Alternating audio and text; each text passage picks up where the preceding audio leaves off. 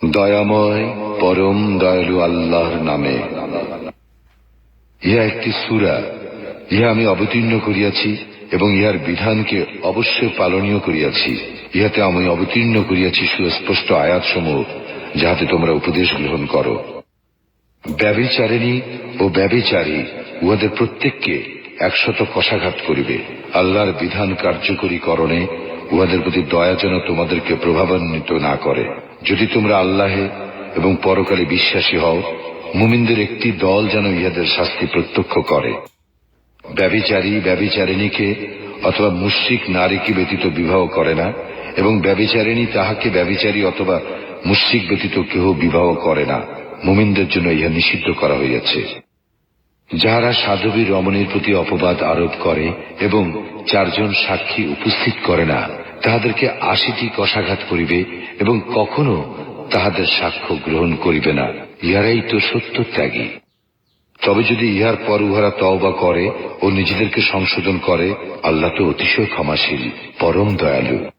এবং যাহারা নিজেদের স্ত্রীর প্রতি অপবাদ আরোপ করে অথচ নিজেরা ব্যতীত তাহাদের কোনো সাক্ষী নাই, তাহাদের প্রত্যেকের সাক্ষ্য এই হইবে যে সে আল্লাহর নামে 4 বার শপথ করিয়া বলিবে যে সে অবশ্যই সত্যবাদী, এবং 5ম বারে বলিবে যে সে মিথ্যাবাদী হইলে তাহার উপরে নামিয়া আসিবে আল্লাহর লানত। তবে স্ত্রীর শাস্তি রহিত হইবে যদি সে 4 বার আল্লাহর নামে শপথ করিয়া সাক্ষ্য দেয় যে তাহার স্বামীই মিথ্যাবাদী, এবং 5ম বারে বলে যে তাহার স্বামী সত্যবাদী হইলে তাহার নিজের উপর নামিয়া আসিবে আল্লাহর গজব। তোমাদের প্রতি আল্লাহর অনুগ্রহ ও দয়া না থাকিলে তোমাদের কেহই অব্যাহতি পাইতে না, এবং আল্লাহ তওবা গ্রহণকারী ও প্রজ্ঞাময়। যাহারা এই অপবাদ রচনা করিয়াছে তাহারা তো তোমাদেরই একটি দল। ইহাকে তোমরা তোমাদের জন্য অনিষ্টকর মনে করিও না, বরং ইহা তো তোমাদের জন্য কল্যাণকর। উহাদের প্রত্যেকের জন্য আছে উহাদের কৃত পাপ কর্মের ফল, এবং উহাদের মধ্যে যে এই ব্যাপারে প্রধান ভূমিকা গ্রহণ করিয়াছে তাহার জন্য আছে মহাশাস্তি। যখন তাহারা ইহা শুনিল, তখন মুমিন পুরুষ এবং মুমিন নারীগণ আপন লোকদের সম্পর্কে কেন ভালো ধারণা করিল না এবং বলিল না, ইহা তো সুস্পষ্ট অপবাদ। তাহারা কেন এই ব্যাপারে 4 জন সাক্ষী উপস্থিত করে নাই? যেহেতু তাহারা সাক্ষী উপস্থিত করে নাই, সে কারণে তাহারা আল্লাহর নিকট মিথ্যাবাদী। দুনিয়া ও আখিরাতে তোমাদের প্রতি আল্লাহর অনুগ্রহ ও দয়া না থাকিলে তোমরা যাহাতে লিপ্ত ছিলে তার জন্য মহাশাস্তি অবশ্যই তোমাদেরকে স্পর্শ করিত। যখন তোমরা মুখে মুখে ইহা ছড়াইতেছিলে এবং এমন বিষয় মুখে উচ্চারণ করিতেছিলে যাহার কোনো জ্ঞান তোমাদের ছিল না, এবং তোমরা ইহাকে তুচ্ছ গণ্য করিয়াছিলে, যদিও আল্লাহর নিকট ইহা ছিল গুরুতর বিষয়। এবং তোমরা যখন ইহা শ্রবণ করিলে তখন কেন বলিলে না, এ বিষয়ে বলাবলি করা আমাদের উচিত নয়, আল্লাহ পবিত্র মহান। ইহা তো এক গুরুতর অপবাদ। আল্লাহ তোমাদেরকে উপদেশ দিতেছেন, তোমরা যদি মুমিন হও তবে কখনো অনুরূপ আচরণের পুনরাবৃত্তি করিও না। আল্লাহ তোমাদের জন্য আয়াতসমূহ সুস্পষ্টভাবে বিবৃত করেন, এবং আল্লাহ সর্বজ্ঞ প্রজ্ঞাময়। যাহারা মুমিনদের মধ্যে অশ্লীলতার প্রসার কামনা করে তাহাদের জন্য আছে দুনিয়া ও আখিরাতের মর্মন্তুর শাস্তি, এবং আল্লাহ জানেন তোমরা জানো না। তোমাদের প্রতি আল্লাহর অনুগ্রহ ও দয়া না থাকিলে তোমরা কেহই অব্যাহতি পাইতে না, এবং আল্লাহ দয়াদ্র ও পরম দয়ালু। হে মুমিনগণ, তোমরা শয়তানের পদাঙ্ক অনুসরণ করিও না। কেহ শয়তানের পদাঙ্ক অনুসরণ করিলে শয়তান তো অশ্লীলতা ও মন্দ কাজের নির্দেশ দেয়। আল্লাহর অনুগ্রহ ও দয়া না থাকিলে তোমাদের কেহই কখনো পবিত্র হইতে পারিতে না। তবে আল্লাহ যাহাকে ইচ্ছা পবিত্র করিয়া থাকেন, এবং আল্লাহ সর্বশ্রোতা সর্বজ্ঞ। তোমাদের মধ্যে যাহারা ঐশ্বর্য ও প্রাচুর্যের অধিকারী তাহারা যেন শপথ গ্রহণ না করে যে তাহারা আত্মীয় স্বজন ও অভাবগ্রস্তকে এবং আল্লাহর রাস্তায় যাহারা হিজরত করিয়াছে তাহাদেরকে কিছুই দিবে না। তাহারা যেন উহাদেরকে ক্ষমা করে এবং উহাদের দোষ ত্রুটি উপেক্ষা করে। তোমরা কি চাও না যে আল্লাহ তোমাদেরকে ক্ষমা করুন? এবং আল্লাহ ক্ষমাশীল, পরম দয়ালু। যাহারা সাধবী, সরল মনা ও ইমানদার নারীর প্রতি অপবাদ আরোপ করে তাহারা দুনিয়া ও আখিরাতে অভিশপ্ত, এবং তাহাদের জন্য আছে মহাশাস্তি। যেদিন তাহাদের বিরুদ্ধে সাক্ষ্য দিবে তাহাদের জিহ্বা, তাহাদের হস্ত ও তাহাদের চরণ তাহাদের কৃতকর্ম সম্বন্ধে, সেদিন আল্লাহ তাহাদের প্রাপ্য প্রতিফল পুরাপুরি দিবেন, এবং তাহারা জানিবে আল্লাহই সত্য স্পষ্ট প্রকাশক। দুশ্চরিত্রা নারী দুশ্চরিত্র পুরুষের জন্য, দুশ্চরিত্র পুরুষ দুশ্চরিত্রা নারীর জন্য, সচ্চরিত্রা নারী সচ্চরিত্র পুরুষের জন্য এবং সচ্চরিত্র পুরুষ সচ্চরিত্রা নারীর জন্য। লোকে যাহা বলে ইহারা তাহা হইতে পবিত্র, ইহাদের জন্য আছে ক্ষমা ও সম্মানজনক জীবিকা। হে মুমিনগণ, তোমরা নিজেদের গৃহ ব্যতীত অন্য কাহারও গৃহে গৃহবাসীদের অনুমতি না লইয়া এবং তাহাদেরকে সালাম না করিয়া প্রবেশ করিও না। ইহাই তোমাদের জন্য শ্রেয়, যাহাতে তোমরা উপদেশ গ্রহণ করো।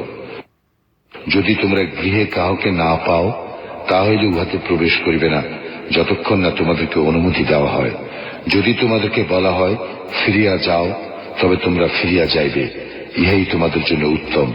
এবং তোমরা যাহা করো সে সম্বন্ধে আল্লাহ সবিশেষ অবহিত। যে গৃহে কেহ বাস করে না, তাহাতে তোমাদের জন্য দ্রব্য সামগ্রী থাকিলে সেখানে তোমাদের প্রবেশে কোনো পাপ নাই, এবং আল্লাহ জানেন যাহা তোমরা প্রকাশ করো এবং যাহা তোমরা গোপন করো। মুমিনদেরকে বলো, তাহারা যেন তাহাদের দৃষ্টিকে সংযত করে এবং তাহাদের লজ্জাস্থানের হেফাজত করে, ইহাই তাহাদের জন্য উত্তম।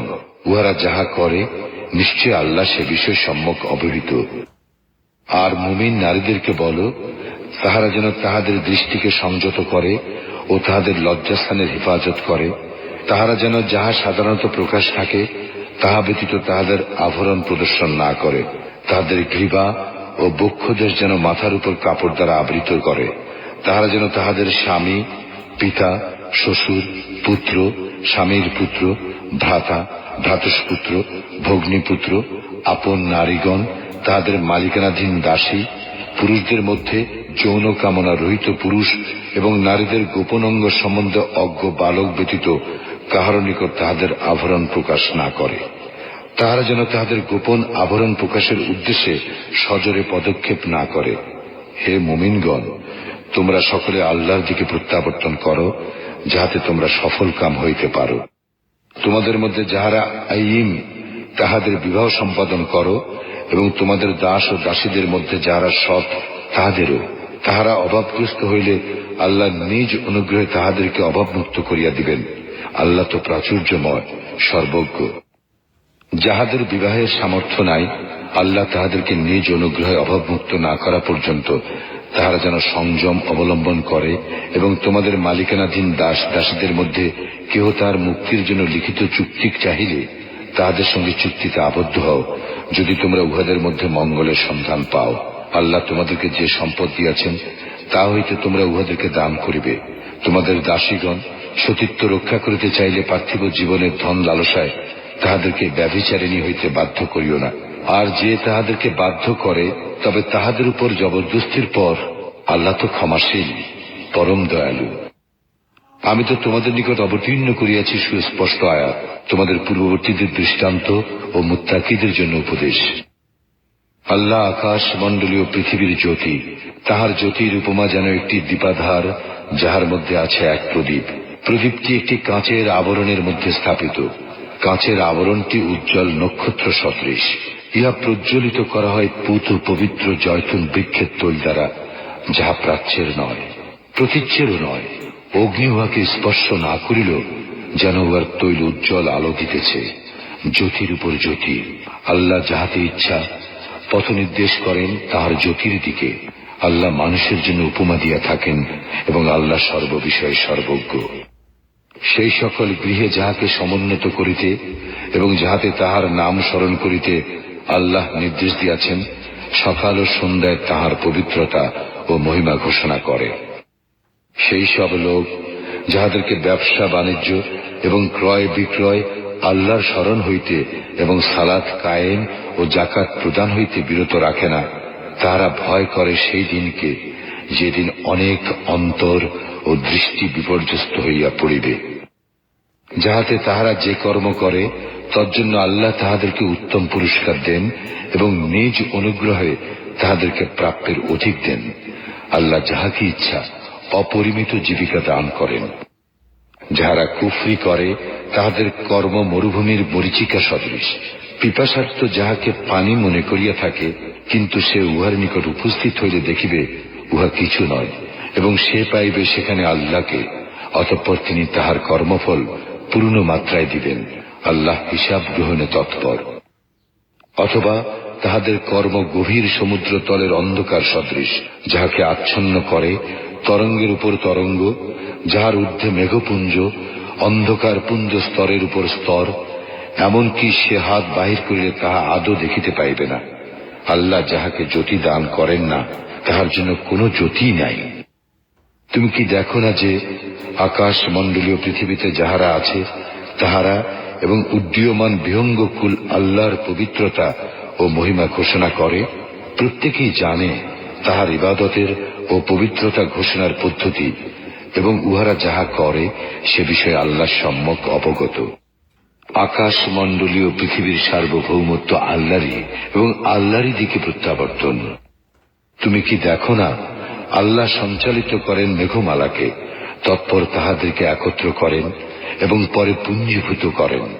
অতঃপর তুমি দেখিতে পাও উহার মধ্য হইতে নির্গত হয় বারিধারা। আকাশস্থিত শিলাস্তূপ হইতে তিনি বর্ষণ করেন শিলা, এবং ইহা দ্বারা তিনি যাহাকে ইচ্ছা আঘাত করেন, এবং যাহাকে ইচ্ছা তাহার উপর হইতে ইহা অন্যদিকে ফিরাইয়া দেন। মেঘের বিদ্যুৎ ঝলক দৃষ্টিশক্তি প্রায় কাড়িয়া নেয়। আল্লাহ দিবস ও রাত্রির পরিবর্তন ঘটান, ইহাতে শিক্ষা রইয়াছে অন্তর্দৃষ্টি সম্পন্নদের জন্য। আল্লাহ সমস্ত জীব সৃষ্টি করিয়াছেন পানি হইতে। উহাদের কতক পেটে ভর দিয়া চলে, কতক দুই পায়ে চলে, এবং কতক চলে চার পায়ে। আল্লাহ যাহা ইচ্ছা সৃষ্টি করেন, নিশ্চয় আল্লাহ সর্ববিষয়ে সর্বশক্তিমান। আমি তো সুস্পষ্ট নিদর্শন অবতীর্ণ করিয়াছি। আল্লাহ যাহাকে ইচ্ছা সরল সঠিক পথ প্রদর্শন করেন। উহারা বলে, আমরা আল্লাহ ও রাসূলের প্রতি ঈমান আনিলাম এবং আমরা আনুগত্য স্বীকার করিলাম, কিন্তু ইহার পর উহাদের একদল মুখ ফিরাইয়া নেয়। বস্তুত উহারা মুমিন নয়। এবং যখন উহাদেরকে আহ্বান করা হয় আল্লাহ ও তাহার রাসূলের দিকে উহাদের মধ্যে ফয়সালা করিয়া দিবার জন্য, তখন উহাদের একদল মুখ ফিরাইয়া নেয়। আর যদি উহাদের প্রাপ্য থাকে, তা হইলে উহারা বিনীতভাবে রাসূলের নিকট ছুটিয়া আসে। উহাদের অন্তরে কি ব্যাধি আছে? না উহারা সংশয় পোষণ করে, না উহারা ভয় করে যে আল্লাহ ও তাহার রাসূল উহাদের প্রতি জুলুম করিবেন, বরং উহারাই তো জালিম। মুমিনদের উক্তি তো এই, যখন তাহাদের মধ্যে ফয়সালা করিয়া দিবার জন্য আল্লাহ এবং তাহার রাসূলের দিকে আহ্বান করা হয়, তখন তাহারা বলে, আমরা শ্রবণ করিলাম ও আনুগত্য করিলাম, আর উহারাই তো সফল কাম। যাহারা আল্লাহ ও তাহার রাসূলের আনুগত্য করে, আল্লাহকে ভয় করে ও তাহার অবাধ্যতা হইতে সাবধান থাকে, তাহারাই সফল কাম। উহারা দৃঢ়ভাবে আল্লাহর শপথ করিয়া বলে যে, তুমি উহাদেরকে আদেশ করিলে উহারা অবশ্যই বাহির হইবে। তুমি বলো, শপথ করিও না, যথার্থ আনুগত্যই কাম্য। তোমরা যাহা করো, নিশ্চয়ই আল্লাহ সে বিষয়ে সবিশেষ অবহিত। বলো, আল্লাহর আনুগত্য করো এবং রাসূলের আনুগত্য করো। অতঃপর যদি তোমরা মুখ ফিরাইয়া লও, তবে তাহার উপর অর্পিত দায়িত্বের জন্য সেই দায়ী, এবং তোমাদের উপর অর্পিত দায়িত্বের জন্য তোমরাই দায়ী। এবং তোমরা তাহার আনুগত্য করিলে সৎপথ পাইবে। আর রাসূলের কাজ তো কেবল স্পষ্টভাবে পৌঁছাইয়া দেওয়া। তোমাদের মধ্যে যাহারা ঈমান আনে ও সৎকর্ম করে, আল্লাহ তাহাদেরকে প্রতিশ্রুতি দিতেছেন যে তিনি অবশ্যই তাহাদেরকে পৃথিবীতে প্রতিনিধিত্ব দান করিবেন, যেমন তিনি প্রতিনিধিত্ব দান করিয়াছিলেন তাহাদের পূর্ববর্তীদেরকে, এবং তিনি অবশ্যই তাহাদের জন্য প্রতিষ্ঠিত করিবেন তাহাদের দিনকে, যাহা তিনি তাহাদের জন্য পছন্দ করিয়াছেন, এবং তাহাদের ভয়ভীতির পরিবর্তে তাহাদেরকে অবশ্যই নিরাপত্তা দান করিবেন। তাহারা আমার ইবাদত করিবে, আমার কোনো শরীক করিবে না। অতঃপর যাহারা অকৃতজ্ঞ হইবে, তাহারা তো সত্যত্যাগী। তোমরা সালাত কায়েম করো, যাকাত দাও এবং রাসূলের আনুগত্য করো, যাহাতে তোমরা অনুগ্রহ ভাজন হইতে পারো। তুমি কাফিরদেরকে পৃথিবীতে কখনো প্রবল মনে করিও না। উহাদের আশ্রয়স্থল দোজখ। কত নিকৃষ্ট এই পরিণাম। হে মুমিনগণ, তোমাদের মালিকানাধীন দাস দাসীগণ এবং তোমাদের মধ্যে যাহারা বয়প্রাপ্ত হয় নাই, তাহারা যেন তোমাদের কক্ষে প্রবেশ করিতে 3 সময়ের অনুমতি গ্রহণ করে। ফজরের সালাতের পূর্বে, দ্বীপ্রহরে যখন তোমরা তোমাদের পোশাক খুলিয়া রাখো তখন, এবং ঈশার সালাতের পর। এই 3 সময় তোমাদের গোপনীয়তার সময়। এই 3 সময় ব্যতীত অন্য সময় বিনা অনুমতিতে প্রবেশ করিলে তোমাদের জন্য এবং তাহাদের জন্য কোনো দোষ নাই। তোমাদের একে অপরের নিকট তো যাতায়াত করিতেই হয়। এইভাবে আল্লাহ তোমাদের নিকট তাহার নির্দেশ সুস্পষ্টভাবে বিবৃত করেন। আল্লাহ সর্বজ্ঞ, প্রজ্ঞাময়। আর তোমাদের সন্তান সন্ততি বয়ঃ প্রাপ্ত হইলে তাহারও যেন অনুমতি প্রার্থনা করে, যেমন অনুমতি প্রার্থনা করিয়া থাকে তাহাদের বয়োজ্যেষ্ঠগণ। এইভাবে আল্লাহ তোমাদের জন্য তাহার নির্দেশ সুস্পষ্টভাবে বিবৃত করেন। আল্লাহ সর্বজ্ঞ, প্রজ্ঞাময়। বৃদ্ধা নারী যাহারা বিবাহের আশা রাখে না, তাহাদের জন্য অপরাধ নাই, যদি তাহারা তাহাদের সৌন্দর্য প্রদর্শন না করিয়া তাহাদের বহির্বাস খুলিয়া রাখে। তবে ইহা হইতে তাহাদের বিরত থাকাই তাহাদের জন্য উত্তম। আল্লাহ সর্বশ্রোতা, সর্বজ্ঞ। অন্ধের জন্য দোষ নাই, খঞ্জের জন্য দোষ নাই, রুগ্নের জন্য দোষ নাই, এবং তোমাদের নিজেদের জন্য দোষ নাই। আহার করা তোমাদের গৃহে অথবা তোমাদের পিতৃগণের গৃহে, মাতৃগণের গৃহে, ভাতৃগণের গৃহে, ভগ্নীগণের গৃহে, পিতৃব্যদের গৃহে, ফুফুদের গৃহে, মাতুলদের গৃহে, খালাদের গৃহে, অথবা সেই সব গৃহে যাহার চাবির মালিক তোমরা, অথবা তোমাদের বন্ধুদের গৃহে। তোমরা একত্রে আহার করো অথবা পৃথক পৃথক ভাবে আহার করো, তাহাতে তোমাদের জন্য কোনো অপরাধ নাই। তবে যখন তোমরা গৃহে প্রবেশ করবে তখন তোমরা তোমাদের স্বজনদের প্রতি সালাম করিবে, অভিবাদন স্বরূপ, যাহা আল্লাহর নিকট হইতে কল্যাণময় ও পবিত্র। এইভাবে আল্লাহ তোমাদের জন্য তাহার নির্দেশ বিশদভাবে বিবৃত করেন, যাহাতে তোমরা বুঝিতে পারো। মুমিন তো তাহারাই যাহারা আল্লাহ এবং তাহার রাসূলে ঈমান আনে এবং রাসূলের সঙ্গে সমষ্টিগত ব্যাপারে একত্র হইলে তাহারা অনুমতি ব্যতীত সরিয়া পড়ে না। যাহারা তোমার অনুমতি প্রার্থনা করে তাহারাই আল্লাহ এবং তাহার রাসূলে বিশ্বাসী। অতএব তাহারা তাহাদের কোনো কাজে বাহিরে যাইবার জন্য তোমার অনুমতি চাইলে তাহাদের মধ্যে যাহাদেরকে ইচ্ছা তুমি অনুমতি দিও, এবং তাহাদের জন্য আল্লাহর নিকট ক্ষমা প্রার্থনা করিও। নিশ্চয় আল্লাহ পরম ক্ষমাশীল, পরম দয়ালু।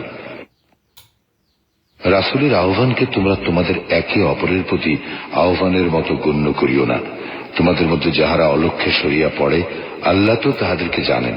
সুতরাং যাহারা তাহার আদেশের বিরুদ্ধাচরণ করে তাহারা সতর্ক হোক যে বিপর্যয় তাহাদের উপর আপতিত হইবে, অথবা আপতিত হইবে তাহাদের উপর মর্মন্তুদ শাস্তি। জানিয়া রাখো, আকাশ মণ্ডলীয় পৃথিবীতে যাহা কিছু আছে তাহা আল্লাহরই। তোমরা যাহাতে ব্যাপৃত তিনি তাহা জানেন। যেদিন তাহারা তাহার নিকট প্রত্যাবর্তিত হইবে সেদিন তিনি তাহাদেরকে জানাইয়া দিবেন তাহারা যাহা করিত। আল্লাহ সর্ববিষয়ে সর্বজ্ঞ।